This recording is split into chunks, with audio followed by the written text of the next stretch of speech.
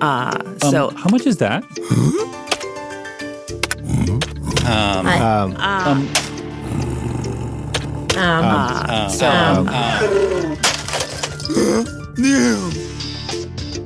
All right. Well, welcome to the Podcast Editors Mastermind, the show where we talk about the business side of podcasting. If you were with us last time, you remember that we started a series talking about my first client, because one of the things that we hear very often from people is, how do I find my first client, or how do I find my next client? And transparently, Jennifer and I, we don't know. So we're going to all the people in our community and going, hey, how did you find your first client? What was that experience like? And our hope is that this will be something that's valuable for you as you're looking for those clients.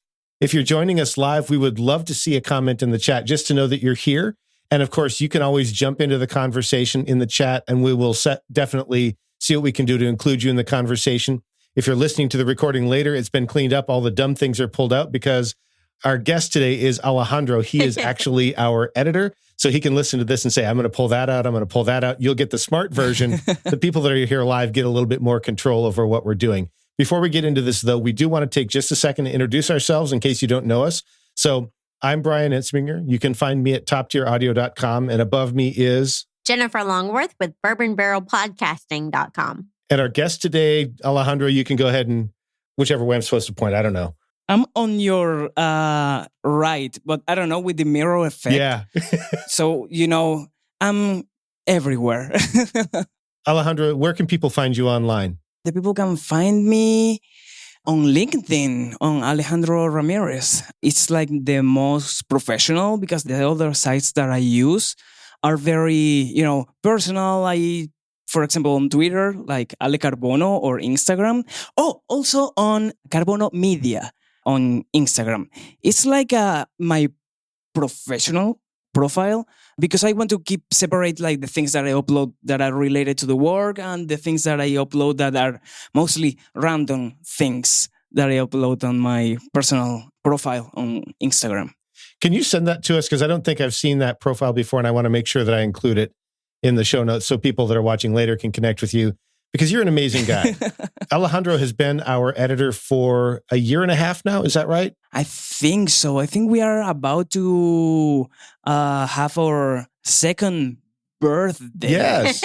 If you haven't followed the show long enough, our original concept was we would have people on and it would give them an opportunity to edit the show, and then they could use that as the part of their portfolio. And we found a couple things. One was that some people didn't want to edit, and I can respect that. And the other thing was we basically created a new part-time job for Daniel, who had to follow up with all the people that were supposed to be doing the editing. And we just got behind. So we said, you know what? Let's put our money where our mouth is. We're editors. Let's hire an editor. And so we hired Alejandro. He's been with us 2 years. None of us wanted to do it either. Yeah, we tried that too. Yeah, I should say that. We tried that too. And we had 4 very busy editors. 2 of us had jobs in addition to being editors. And we just couldn't get it done. At our worst, I think we were 5 months behind. Alejandro got us caught up, and we haven't fired him. He hasn't fired us. It's been a great experience, and we're happy to have him on board.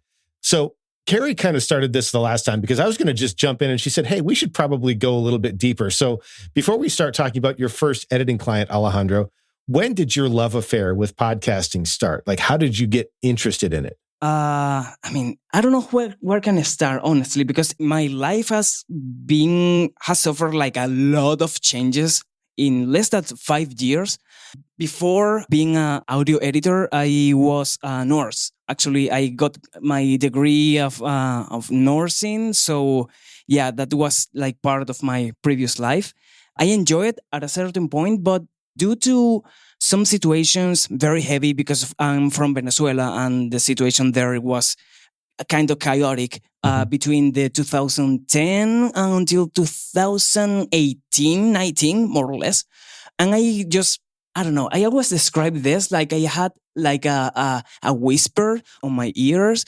That whisper was saying something like, you do know how to take care of the people that you like. One of the reasons why I choose nursing as the first career, the first option.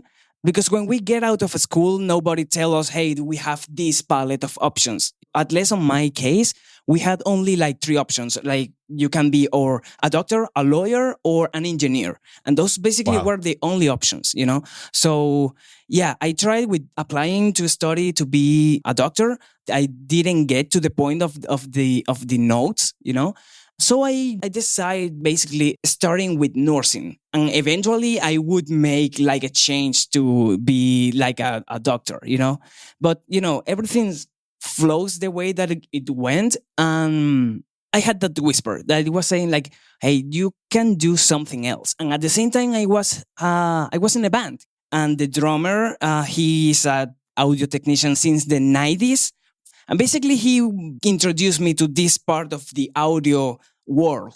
So I understand that there are a couple of options on that particular working area, you know, like being a roadie, you can be like somewhere that only pays attention to the drummer. So yeah, I basically, that was my very first step. But at the same time, happened a lot of things. I was making like a workshop of radio production. I think it was Wow. the name. And right there was my very first approach to what is podcasting. This guy that was guiding or driving, he was basically our teachers in the workshop, and he showed us the podcast that has Lars Ulrich on BBC, and he was interviewing to Dave Grohl. So it's basically, oh my God, it's basically Metallica and Foo Fighters, which are my preferred bands ever. And so I decided, I started to having this curiosity about what is podcasting and what is that, And that happened, I think, around 2000, like 5 years ago, 2018, 17, more or less, that I started to knowing about the existence of something very abstract at that moment called podcasting, And yeah, one thing drives me to another, and here we are. We can, dive more in the details, but basically that was the beginning of the podcasting in my life. So you went from being a nurse to being an audio engineer now. So that's not even the same thing. not even close. Actually, it's very funny because at that moment, nursing has a lot of areas where you can work on, you know? So I started to work on the operation room as an instrumentist. So this is the personnel that is on charge to giving to the doctor like the instruments of depending on the surgery, right? For this situation that happened on Venezuela, I jumped to taking care of people. And at a certain point, somebody told me, okay, so you're a musician, but you are also a nurse. So basically you are taking care of the body, but with the music, you are taking care of the soul. And it was very touching, At that moment, it was, oh my God, it's true. I mean, it's like I can be both, So I don't know. It was very, I don't know if fulfilling what is the word that I'm looking for, but it was something that filled me inside very, I don't know, it was very nice. So what was it that made you say, okay, this is it. I'm going to transfer myself into being an audio engineer and drop nursing? What was that moment? Maybe that moment when I started to enjoy it a lot. Seriously, that was like the moment that I say, okay, I can do this. Because even because of the band, I had all the instrument, the drum, the bass amplifier, the amplifier for the voice and the guitar. I had all of that on my house. It was like, okay, I have the tools. Mm-hmm. Why not I can try to explore this, Yeah. I remember that during that workshop, I make like a demo for a curtain for a show with all sound effects and music. It was very crappy at the moment. And I don't know, I was enjoying it, honestly. It was somehow, I'm sorry this sounds so, I don't know, hippie, could be, but I felt that I was doing what I wanted to do, Yeah, it was more about a feeling. I don't have like a solid reason, but I don't know, it just drives me there, And I think we always talk about this on the group, that I made like an audio drama with sound effects, changes of pitch of the voice, about the story of Kronos, this Titan Greek, because those are my taste on things. A little bit weird, but I just enjoy it. Yeah, no, that was great. And Patrick's with you. He says there's a lot of burnout in nursing. Totally, I would agree. absolutely. And I think Patrick is in transition right now, leaving a career in education. There's actually a lot of burnout in education too. Yeah. So yeah, it's not happy to hear about burnout in your life, but at the same time, right, it's a common occurrence, and it's really cool that you were able to get out of it. Jennifer, did you have something? I have the next question. So my question for you, Alejandro, is once you decided you wanted to do this, how did you find your first client? Tell us about it. Yeah, my very first client, I got it from Upwork. It was a very good experience. At the first time, I felt very grateful because I had this opportunity to trying out this thing of, okay, and I already make some recordings by my own. And now it's time to make some recording or some editing work for other people and maybe charge a little bit for that work, It wasn't the best, but from that quote unquote good experience, I get in touch with Hannah, which is the virtual assistant of one of the shows that I'm editing since there.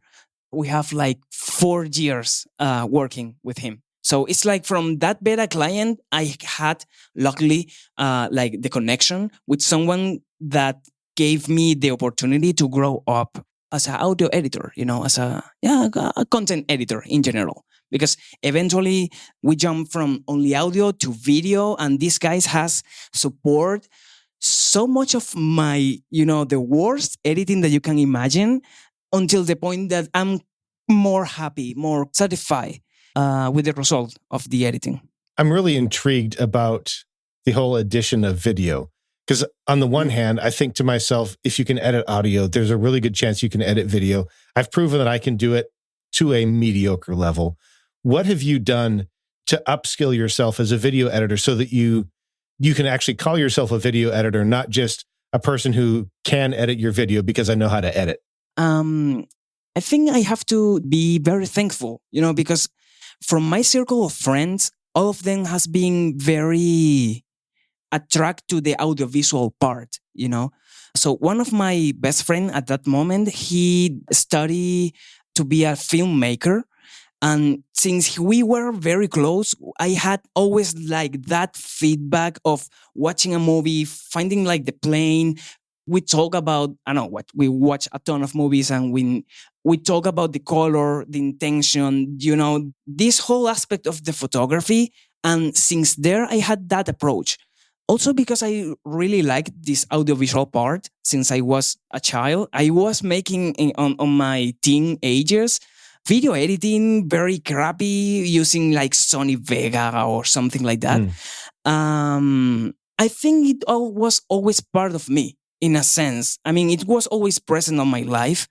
But since I started to dedicate myself 100% to the video editing, like 2 years ago, that we started to make the video editing on this show of this client that Hannah, introduced me. Could you repeat the question? It was just around how you're making that transition, how you've built your skills up to the place where you're comfortable calling yourself a video editor. Yeah, like 2 years ago that I started, I moved from Venezuela to Chile. I'm living in Chile right now. And I came in a very, weird time, because I came here like 3 years ago, 2 or 3 months before the pandemic. So it was like, I just get here. We had like 2-3 months of normality, and then we have like the pandemic, And at that moment I was like, okay, everything is not getting closer, but everything is going low. So at that moment I decided to go to work as a nurse, because, I'm an immigrant. I have this information on my life, so I can, do this to live, because you are in another country and you have other obligations, whatever. So at a certain point during the pandemic, I kept both works. being an audio editor for this channel, and sometimes for any shows that Carrie sent me, to edit, to give her like a hand. And at a certain point, I started to work on a producer company here in Chile. And from that point on, thanks to that guy, is called Alfredo Ojeda, he guided me. Basically, he was my mentor on video editing, because we had like the studio, we had like 3 good, decent cameras. And this guy was very passionate, again, about filmmaking, documentaries, all the kind of things. And, we spent a lot of time together setting everything up, because at that time we recorded like 3 podcasts on the studio. Basically, I learned a lot of things from him. Actually, he presented me DaVinci Resolve. So at that moment, it was like, okay, learn about this. This is like the software that you need, because if you learn to manage all the models on this software, you can create whatever you want to, or whatever the client needs. So I think I heard 3 things that stood out to me. Maybe there are some things that stood out to other people. And of course, you can share those in the comments if you'd like. One was you already had an interest in it. It was already part of your life. Another was you committed yourself to do the work. And the third one was you had at least one person in your life that you were able to work with in this case, and who could challenge you to improve. Yeah. That's something I need to remember myself in areas that I want to improve. Jennifer, we should probably hit Patrick's question, if that's okay. Do you want to read it and I'll pop it up? Patrick says, I'm jumping ahead, but I'd like to know how much time Alejandro spends editing an episode of Podcast Editor Mastermind. They want to know your secrets. I think it's 6 hours, isn't it? That's a secret. It's impossible to know. It depends. It depends a lot, because it depends on how fluent the guest talks. There are some other issues that can be very time consuming. But usually I take like from 24 to 48 hours, basically, on having an episode done that lasts at least 60 minutes, more or less. 24 hours of editing time? Like, for example, if I receive like the content here, right now, because I basically organize like the things that I have to do daily. And if my to-do list for the next day is not so full or whatever, it could take me, I can have like the episode ready for like tomorrow night. Or if it's weekend, I'm not working the weekends. I can have it done for, during the morning of Monday. If it's not a holiday, obviously, because, that's something that I've learned during the time. And it's something that, trying to integrate, respecting my free days, my holidays, because I'm a workaholic. I think what they're trying to get to is you're getting sometimes 3 or 4 tracks of us, which is probably not the easiest thing to edit in the world. I know, because I've done it. I think they're just wondering, if you were able to sit down and go from start to finish in one session, how long do you think you would be investing in that? Is it a couple of hours? Is it 2 weeks? Not how long does it take you in light of all your other workload?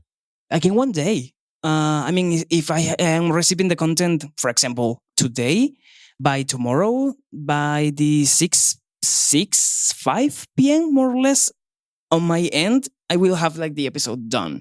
Okay. Maybe 5 hours, because I take some breaks sometimes. Just I wake up from the chair and do some stretch. I have to make the meal or whatever, But I've edited episodes in 3 hours. Yeah. Okay. I've edited episodes in 3 hours. Also, Patrick wants to know if we actually let you have a social life. Honestly, Patrick, Alejandro is a contractor. We can't dictate his schedule. He gets to do what he wants. I don't know what we can say about social life, because I'm basically like a cat. I like to be at home, I don't like to go out and, go into a party or whatever. Actually, I have a gig tomorrow, so that could be a social life. So yeah, I have time for that too. Steve says, when I did an episode of PM a long time ago, it was almost 4 hours. Yeah, so that's about how long it takes me. It's possible that for me it takes at that time too. again, sometimes I got dissociated editing, so I have to repeat the part. Yeah. I mean, that kind of things happen. We have to be honest with the people because at least that's what I want to think, because sometimes it's hard to maintain the focus so much time, at least for me. Maybe, I don't know, I may have some kind of neurodivergence that, I don't know, distract me a little bit. But the times that I have like a workload very heavy, I am like, okay, I need to do this, and I focus on that. I have the support of my girlfriends that sometimes are here helping me with other things here at home. So yeah, that's you find the balance, I think, on to managing the time to have the episodes done. And I think it's also because I don't have like a lot of clients that are sending me a ton of episodes to edit. Yeah, I have like that auto regulation. How many clients are you serving right now? I'm working right now with a producer company. It's called StudioPod. We are working with a lot of shows there at the same time. So basically that's like 3 or 4 shows, but they are not posting or recording content regularly. It's like 1 or 2 a week, but they are like, for this first show, they record this week and they don't record until the next 2 weeks. But in the middle, there's another show that has the recording schedule for that time, So yeah, that's, I have like 3 or 4 clients, I think, more or less. The regular ones is like 3. Okay.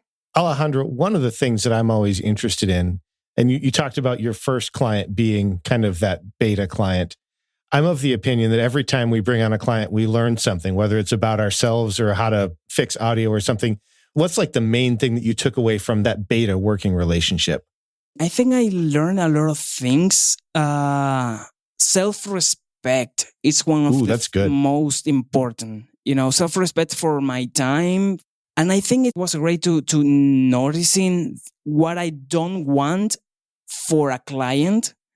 Maybe I don't know what's my type of client, but I do know what's the type of client that I don't want. Yeah.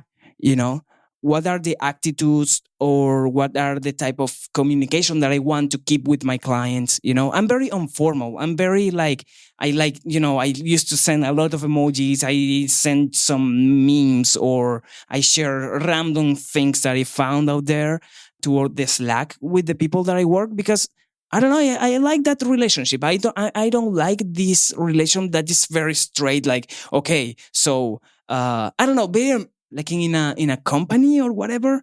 So I like to keep everything very easy. I learned also that I have to be patient with myself at the moment of learning things, because some things needs a little bit of time to understand how they work. At the first moment, I was like pushing myself a lot. Hey, I don't understand this. Oh my God, why? Whatever. So I went to my sources of people, that luckily I have around, to my network, to ask for advices, to ask for how to resolve any type of issue that I may found during the recording, But I think that that's one of the most important lessons. We can grow up depending on our networking too. I think that could be one of the things that I learned with that first client. And also that my time has a value, and I have to respect that because, I remember that with the last days that I worked with that client, I asked him for a rise because at that moment I was charging like $5 per episode. What? And he wanted like 3 or 4 episodes in 3 days. It was like, okay, a load of work that at this point I'm unsure that I could manage. But at that point that I needed to figure out a lot of things, I was like, okay, this is impossible. So I asked him for a rise of, hey, what do you think about if we change the payment to maybe $15 per episode? And he was like, no, that's impossible. That's the money that an audio engineer charges here. And he was very grumpy, So that relationship didn't work so well. I have a couple of clients that were big. Actually, when they found me on Upwork, I was quite impressed by the size of that company. It's a company that's on UK, and I was like, oh my god, is these people really paying attention to me? So yeah, they offered me even a course, on Audition. And I did it, and it was very helpful. How long did you stay on Upwork? Or are you still there? No, I'm not there anymore, but I think I was there 1 year. If I say 2, it's too much, but between 1 and 2 years, like 1 year and some month. But it was a very short time. I have to be honest, it was a very, very short time. Because, it's very, I don't know what's the word on English, but it's the load of work, it's so much. And the amount of money, it's so little. Mm-hmm. It makes me feel like I was being a nurse again. Yeah. Like, okay, I'm burning myself out every day, and I'm receiving like nothing of payment, Bad return on investment. Yeah, exactly. So Patrick had a comment. He said, my first client, because he's going into this, and I went into it knowing this, is wanting a 2 to 3 hour turnaround time. Concerned, but ready for the challenge. How long are his episodes? Because if it's like a 15-minute episode, well, okay, yeah, I can do that. But if it's like an hour long, just forget it. And you don't know if the episode is well recorded, how much noise do you have to take care of, how many, these like hits that we accidentally give to the microphone, So solving that kind of things takes a lot of time. I think it also depends a lot on what they mean when they say editing. Yeah. Right. So if they're looking for a very, very light touch, where it's basically a listen through and just remove the very bad stuff, that's probably possible. But also, Patrick is new coming into podcast editing, but he does have a lot of background in this kind of thing. So he's got kind of a running start, even if it doesn't seem like it. So I don't want to be discouraging. Patrick does say he's going to have to pull back on what he does, and he understands that. Yeah, I would agree. At this point, you might have to find some ways to take shortcuts. I know that there are some people that I've heard, even on Chris Curran's show, where the turnaround was so fast that they had to do things like they might be a pro audio engineer, but their final step is running it through Auphonic because they just didn't have time to nail the master manually. Auphonic can work, right? I mean, I've used it. And so there may be some ways that you can get around that. I would encourage you to explore those because we don't want you to burn out here too, Patrick. Exactly. I've used, with this first client, I learned about the existence of Auphonic too. Okay.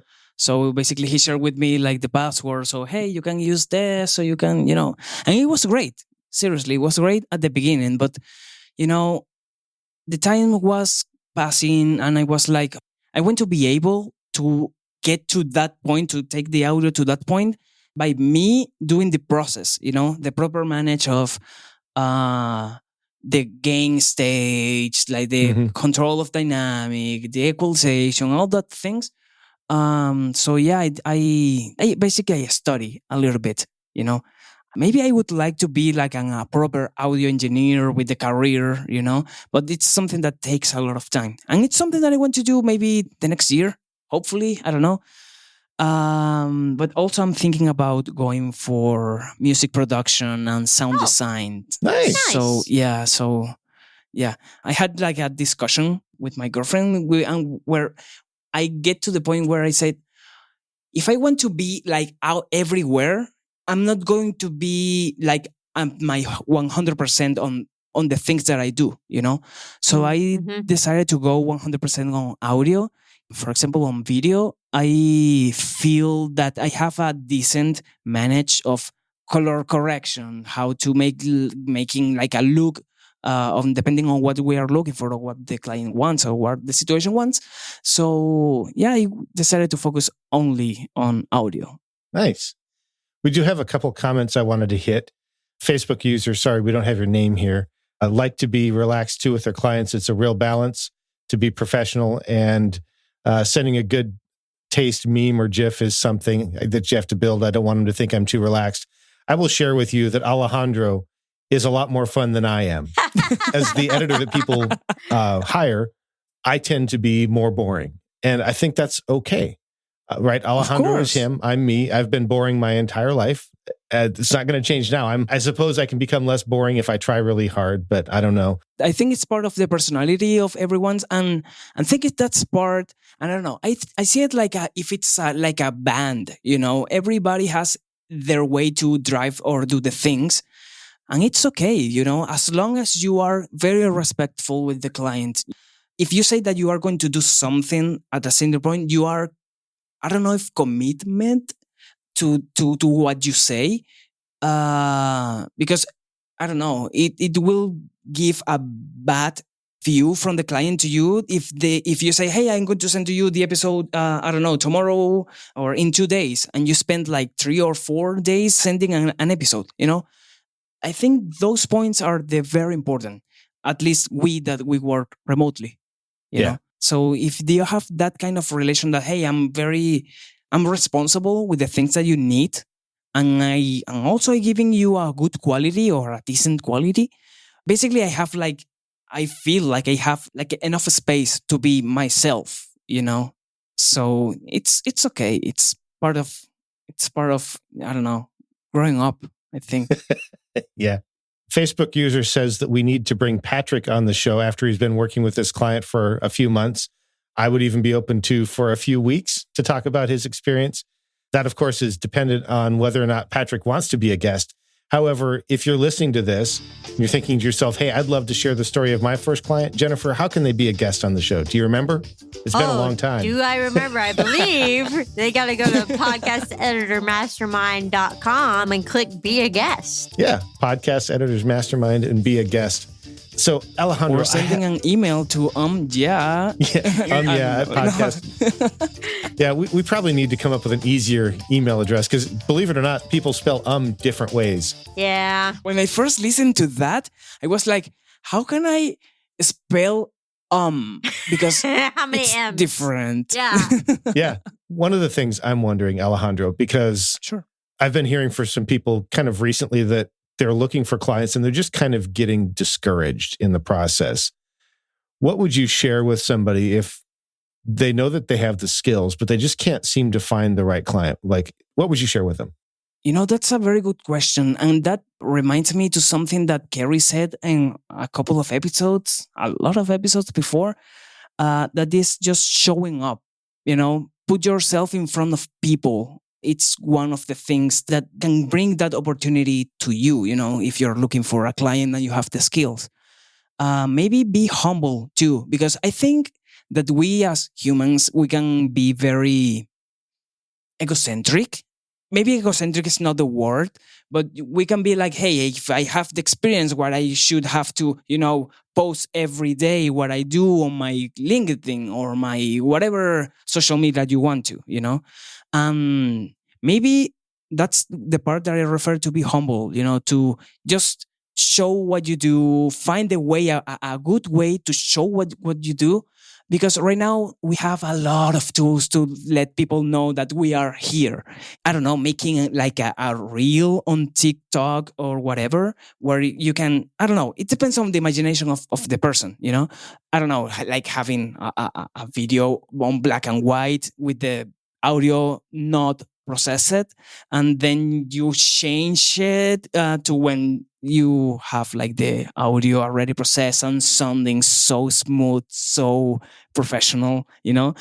It's some ways that I could say, just put yourself in front of people. It sounds redundant because again, Kerry said this, but it's the truth, Yep. No, I think that's great. One of the other things that's really similar to what you just talked about, right? You talked about creating a reel or something like that. Another thing you could do is hire yourself, right? Start a show, and then you have a sort of a proof of concept. If somebody says, what can you do? You say, I can do this. Now, that's a lot of work, right? Creating your own show is a lot of work. That's why people hire editors. Yeah, editing your own show, it's very time consuming, but it's very rewarding at the end. Because as you said, you are showing to the people what you are able or capable to do. Actually, we were talking about this earlier today, that I'm planning on making like audio, not audio drama, but I want to make like tales of like ghosts on here on Latin America. Oh. So we want to start with 3 episodes of the ghosts here in Chile. And I have like more or less like the script on my head. It's very blurry, but I don't know. It kind of reminds me to that first audio thing that I did with Kronos. I'm going to share that with you. You may not understand because it's Spanish and I talk like... Oh, my Spanish is terrible. But it's very raw, honestly. It's very raw, but it's something, it's like something very... It's like a solid base of what can be, it needs to be polished, but it has, the potential to do something good. So yeah, that's something that I have in mind, since I want to make this thing of sound design. Let's see how it goes. So probably I'm going to upload that when it's ready to Spotify, and I'm going to share that here on the group of Podcast Editor Mastermind. Yeah. Throw up Facebook users comment. Alejandro, please let me know when you do. I love ghost podcasts, and my own is all about haunted Latin America. I'm going to guess that might be Christina from our last episode who's interested in that. So yeah, share it with us. Share it in the group. And I also wanted to hit, I think is it Steven or Stefan? I hope I'm saying that right. I always feel pushy when I put myself out there and ring in a potential client, but then I remember the worst they can do is say no, especially when you know what you're doing. You don't have imposter syndrome. So yeah, exactly. Great advice. Not something I would have thought of. And yes, we have confirmation. It's Christina. So Christina, glad to see you here, even after the episode last week where you didn't leave us. So we're happy to see that. And Steven says that it's Steve. So yeah, I got it right one of the times. Awesome. Jennifer, did you have anything else you wanted to hit before we wrap this up? With the feeling pushy and throwing ourselves out there, I'm not great on social media, but I do it in real life all the time. That's how I have local clients. So just want to throw that plug in there. Just put yourself out there in real life too, not just behind the screen. But now I'm ready for Pod Deck.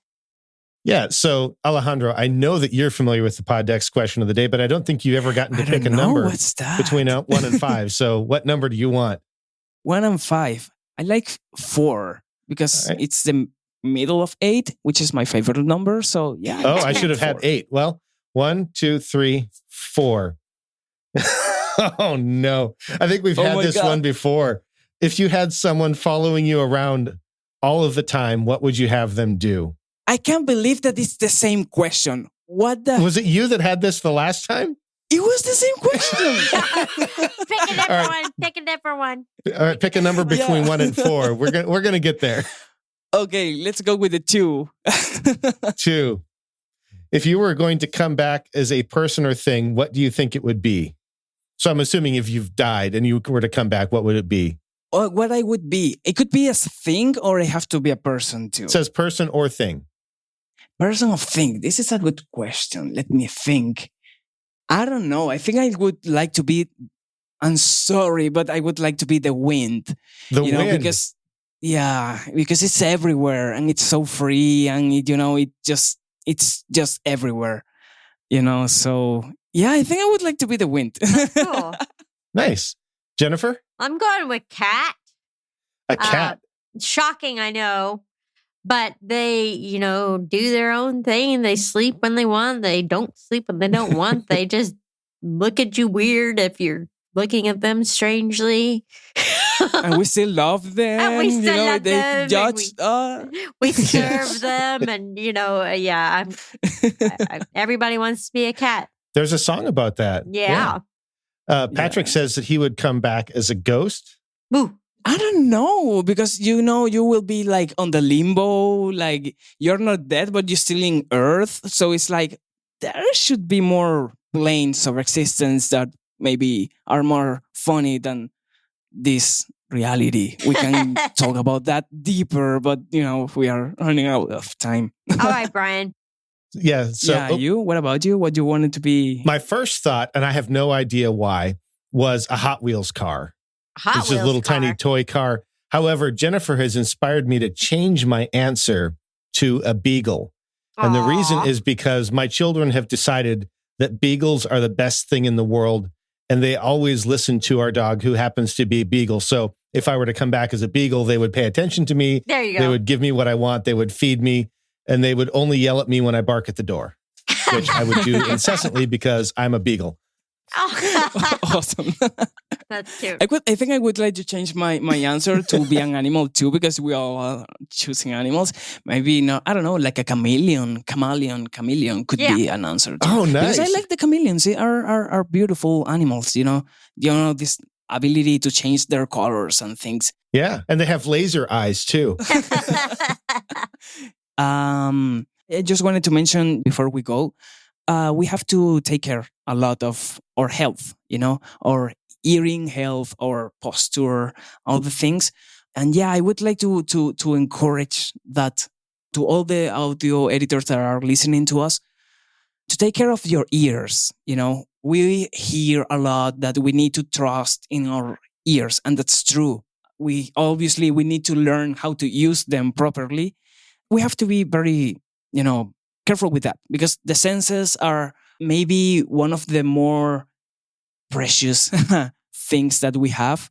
And sometimes we, for the rhythm of living, we don't take enough time to appreciate that, to say, okay, thanks God we can see, we can listen, we can feel. And yeah, I just want to mention that we have to take care of that because it's important, Yeah. Steve says that he carries earplugs and attenuators for concerts. I agree. I've got a set that I got for my birthday last year, just sitting in my bedroom for the next time I go to a loud environment. Nice. What a good gift of birthday, Yeah.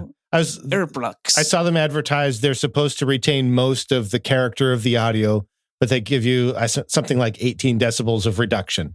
I don't know if we can talk about brands, but sure. There's one called Orgasm. Yeah, that's what I've got. Oh my gosh, are the best. Yeah, I think they're like $30 or $40 a pair, so they're not cheap, but they come a little carrying case. And they give you a very good quality. Yeah. You are.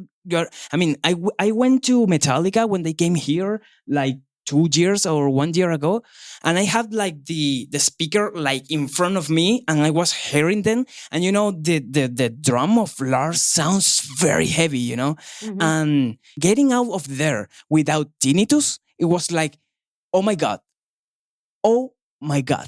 Nice. the best. And also, I'm a musician, quote unquote. So I like to be on concerts, that kind of thing. So yeah, to everybody, go for earplugs if you if you are exposed to very loud environments. Good deal.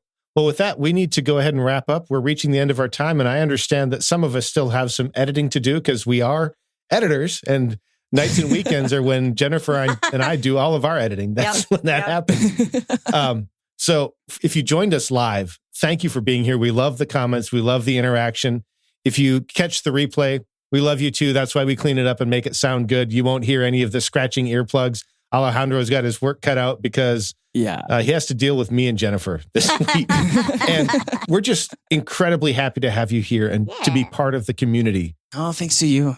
Oh, yeah. Always. I was very grateful with you guys for the opportunity, because part of my development as audio editor was, having the opportunity to work on a very early moment of my career, editing this show, because it's challenging. It's challenging, but, I think, Brian, we talked about this a couple of days before. When you have like this type of things that challenge you, your ability, your skill, your knowledge, you grow up with that, Alejandro, thank you for being here. Look for Alejandro on Facebook. No, not Facebook, LinkedIn. And he's going to send us a link for Instagram. He's got his professional Instagram, so we'll have a link for that in the show notes. Jennifer, where can people find you? Bourbon Barrel Podcasting across social media and bourbonbarrelpodcasting.com. And unable to join us tonight, we're Daniel. He's at rothmedia.audio. And then Carrie's at carrie.land. She was also unable to join us. And I am tongue-tied. But my name is Brian. You can find me at Top Tier Audio if you ever want to hear from me again. Thanks so much for being here. Bye. Bye. Bye-bye, guys. Thank you. Take care. So how much is that?